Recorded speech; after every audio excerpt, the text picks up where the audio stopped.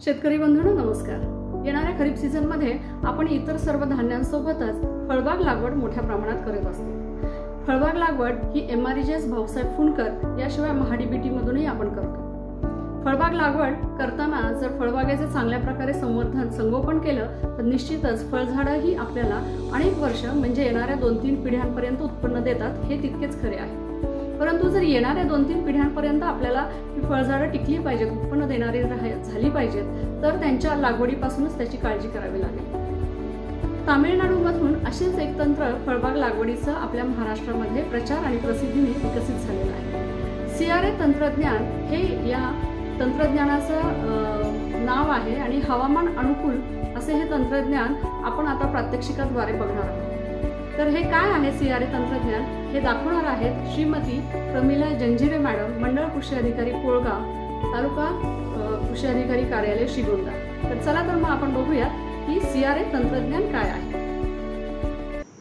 सर्वांना नमस्कार। आज आपण फळबाग लागवडीसाठी CRA तंत्रज्ञानाचा वापर याबद्दल माहिती घेणार आहोत। तर CRA तंत्रज्ञान म्हणजेच क्लायमेट रेजिलियंट ॲग्रिकल्चर म्हणजेच हवामान अनुकूल तंत्रज्ञान। तर हवामान अनुकूल तंत्रज्ञान या तंत्रज्ञानाची सुरुवात तमिळनाडू येथील डॉक्टर सत्यगोपाल कोरावल्ली सर यांनी या तंत्रज्ञानाची सुरुवात केली। या तंत्रज्ञानाचे आपण काही फायदे बघूया। तर फळबाग लागवडीसाठी विशेषतः दुष्काळी किंवा कमी पाऊस असणाऱ्या ठिकाणी हे तंत्रज्ञान उपयुक्त ठरते। CRA तंत्रज्ञानामुळे पाण्याचा योग्य वापर होतो, सिंचनाची कार्यक्षमता वाढते, झाडांना आवश्यक पोषक तत्वे मिळतात आणि झाडांची वाढ चांगली होते। आता आपण CRA तंत्रज्ञानाने फळबाग लागवड करताना खड्डा कसा घ्यावा, त्यासोबत पाईप कसे उभे करावेत याबद्दल माहिती घेणार आहोत। तर सर्वप्रथम आपण शेतामध्ये 3x3x3 फुटाचा खड्डा खोदून घ्यावा। त्या खड्ड्यामध्ये 4ही कोपऱ्यांना 3 फूट उंच आणि 4 इंच व्यासाचे पाईप उभे करून घ्यावेत। त्यानंतर खड्ड्यामध्ये माती आणि शेणखत मिश्रित मिश्रण भरून घ्यावे, रोपाची लागवड करून घ्यावी आणि आपण पाईपचे जे कॉलम उभे केलेले आहेत त्या कॉलममध्ये अर्धा फूट शेणखत, त्यानंतर रासायनिक खत आणि त्यानंतर परत जाडी भरडी वाळू किंवा कच जे उपलब्ध असेल ते भरून घेणार आहोत। त्यानंतर पाईपचे जे कॉलम आपण भरलेले आहेत ते कॉलम आपण व्यवस्थित काढून घेणार आहोत, जेणेकरून खड्ड्याच्या 4ही कोपऱ्यामध्ये 4 वाळूचे कॉलम तयार होतील। या कॉलममध्ये आपण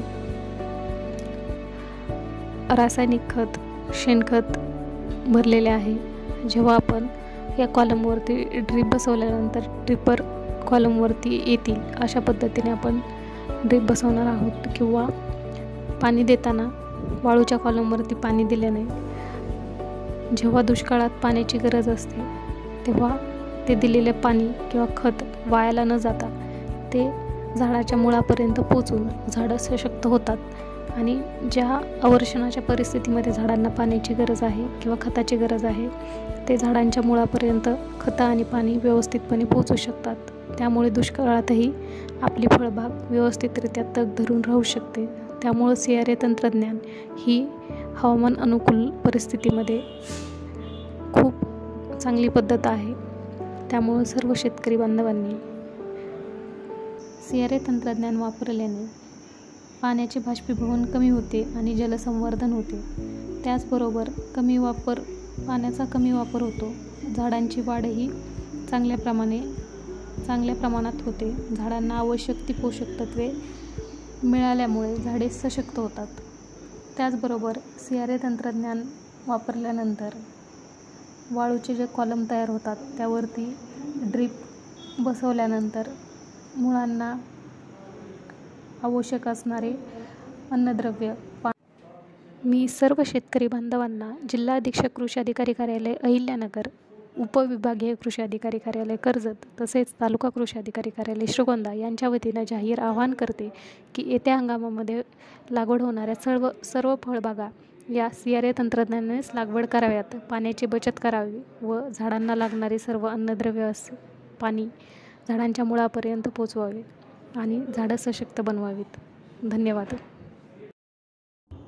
तर आपण पाहिले आता हे होते CRA तंत्रज्ञान, हवामान अनुकूल तंत्रज्ञान. यामध्ये कशा पद्धतीने आपल्याला फळबाग लागवड करायची आहे, फळझाडे लागवड करायची आहे हे आपण पाहिलेलं आहे.